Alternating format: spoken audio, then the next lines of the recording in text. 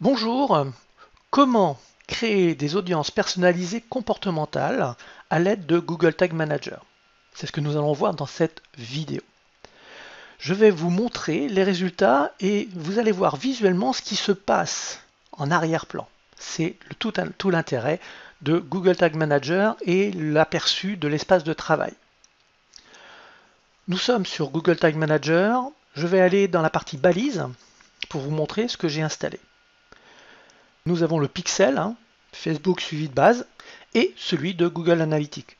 Celui-ci, vous l'avez peut-être dans Google Tag Manager ou bien déjà sur votre site, donc c'est tout à fait logique. La seule chose qui se passe, c'est que cela se déclenche dès la première seconde quand la personne arrive sur la page. Mais est-ce que vous avez envie de pixeliser quelqu'un qui va passer moins de 10 secondes sur votre page? Peut-être pas. Si vous avez fait de la publicité pour amener du monde et que vous pixelisez des personnes qui restent entre 5 et 10 secondes, est-ce que ça vaut la peine de les retargeter? Comment est-ce que vous allez pouvoir les sortir de cette audience? Et là se situe la problématique. C'est que vous retargetez des personnes qui ne sont pas intéressées par ce que vous leur proposez. Ils ont simplement cliqué par curiosité ou peut-être qu'ils ont été trompés par l'image ou le texte que vous avez mis en place. Eh bien, on va pouvoir faire en sorte de les exclure de cette audience, voire même de ne pas les comptabiliser, et je vais vous montrer comment. Pour que vous compreniez bien, on va aller sur cette page, qui est une page de vente, et vous voyez que nous avons ici la partie prévisualisation de Tag Manager. Je vais actualiser et nous allons regarder ce qui se passe dans cette partie en bas. J'actualise. Dès que ça s'ouvre, on voit Facebook et Google suivi de base. Et puis au bout de 5 secondes, on voit le pixel de Facebook qui se met en place. Il y a deux balises qui n'ont pas été déclenchées, celle du scroll 75% des articles et celle du scroll 75% page plus timer 10 secondes. C'est normal puisque je n'ai pas encore fait d'action sur la page. Celui-ci ne va pas se déclencher puisque je suis sur une page et non pas sur un article de mon blog. Maintenant, je vais actualiser pour que vous compreniez ce qui va se passer si je descends tout de suite tout en bas de la page. Donc j'actualise pour remettre cette partie-là à zéro. Maintenant que c'est actualisé, je vais descendre très rapidement jusqu'en bas. Je suis donc descendu en dessous des 75% de cette page. Et pourtant, rien ne s'est déclenché. Pourquoi? Bien tout simplement parce que j'ai passé moins de 10 secondes. Si je vais dans mes variables, dans cette partie-là et que je viens sur Timer, nous allons voir combien de secondes j'ai passé. J'ai passé 5 secondes. C'est tout à fait normal que ce ne soit pas déclenché. Maintenant, je vais refaire la même chose, mais cette fois-ci, je vais prendre mon temps pour descendre. J'actualise et je vais prendre au niveau du curseur et je vais le descendre tranquillement pour dépasser les 10 secondes.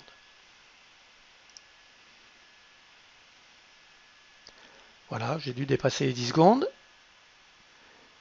Je descends et nous voyons apparaître Google Analytics scroll 75% plus timer 10. Si je vais voir dans la variable et que je viens sur scroll, je vais regarder le temps passé et j'ai passé 16 secondes, donc c'est logique qu'il se soit déclenché au bout de 10 secondes. Ça, c'est ce qui se passe à ce niveau-là. Maintenant, qu'est-ce qui se passe au niveau de Facebook et au niveau de Google Analytics? On va d'abord aller sur Facebook. Ici, je vais effacer l'activité pour que vous voyez bien ce qui se passe. Je retourne sur cette page, je remonte en haut. Une nouvelle fois, je vais actualiser. J'actualise et je viens voir ce qui se passe au niveau de Facebook, ici dans les événements test. Page View, tout de suite. Et regardez bien, au bout de 5 secondes, qu'est-ce qui arrive? 5 secondes, c'est l'événement personnalisé que j'ai mis en place. Qu'est-ce que je vais pouvoir faire avec cela? Je vais pouvoir créer une audience, tout de suite, une audience personnalisée. Et regardez bien ce que je vais faire. Je ne vais pas dire tous les visiteurs du site. Non, ce que je vais aller chercher, c'est la partie 5 secondes. Et là, après, vous mettez le nombre de jours que vous désirez et vous allez donc créer à cet effet une audience personnalisée comportementale. Je ne sais pas si vous voyez la puissance de ce que je viens de vous présenter, mais c'est extrêmement fort parce que vous faites de la publicité pour que les personnes arrivent sur une page de capture, par exemple, et vous allez pouvoir retargeter les personnes qui ne se sont pas inscrites mais qui ont passé plus que X secondes, celles que vous avez définies. Ça, c'est pour Facebook. Maintenant, qu'est-ce qui se passe au niveau de Google Analytics? Je vais retourner dans le temps réel, je vais aller dans Vue d'ensemble. Nous avons bien la page à cet endroit, c'est bien Van, et je vais aller dans les événements. Qu'est-ce qui se passe au niveau des événements? Eh bien, j'ai un engagement, et nous voyons que l'action d'événement, c'est scroll 75% plus timer. C'est ce que j'ai défini comme action. Si je clique dessus, je vois que le libellé, c'est le lien de la page que nous avons ici. C'est bien le même lien. Et nous avons un chiffre après, c'est les 16 secondes, les fameuses 16 secondes. Vous vous rappelez que je vous ai montré dans cette partie, dans la variable ici, si je vais dans le timer, nous avions vu 16 secondes. Ici, ce n'est plus 16 secondes parce que j'ai réactualisé, mais c'est bien à cet endroit. Donc là, nous avons ces informations-là. Là, nous sommes en temps réel et je peux retrouver toutes ces informations dans la partie comportement, événement. Vue d'ensemble, je vais me mettre à la date du jour. Donc là, c'est bien le 14, appliquer. Je vais descendre dans la partie principaux événements. Nous voyons engagement, je clique dessus. Nous avons le scroll 75% plus timer, je clique dessus. Et là, je vois toutes les fois où je suis venu sur la page quand j'ai réactualisé, etc., avec les secondes qui correspondent. Et bien tout cela, vous allez pouvoir, dans Google Ads, créer une audience personnalisée comportementale pour les personnes qui ont passé plus de X secondes. Là encore, c'est vous qui décidez du nombre de secondes. Si vous avez une page de capture, est-ce que la personne est susceptible d'être intéressante pour vous si elle passe moins de 10 secondes, moins de 20 secondes, si elle n'a pas rempli le formulaire? Comment est-ce que vous allez la retargeter? Est-ce que vous allez retargeter quelqu'un qui a passé que 5 ou 7 secondes ou 10 secondes? J'en suis pas certain, c'est jeter de l'argent par la fenêtre.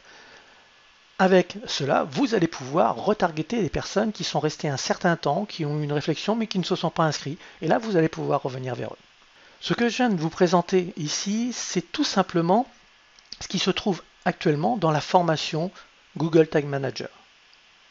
Aujourd'hui, je mets les choses en place tranquillement avec les clients qui sont déjà dans cette formation. Et au fur et à mesure, il va y avoir des éléments qui vont arriver comme ceci et vous donner les possibilités d'aller beaucoup plus loin dans le suivi des audiences de votre site.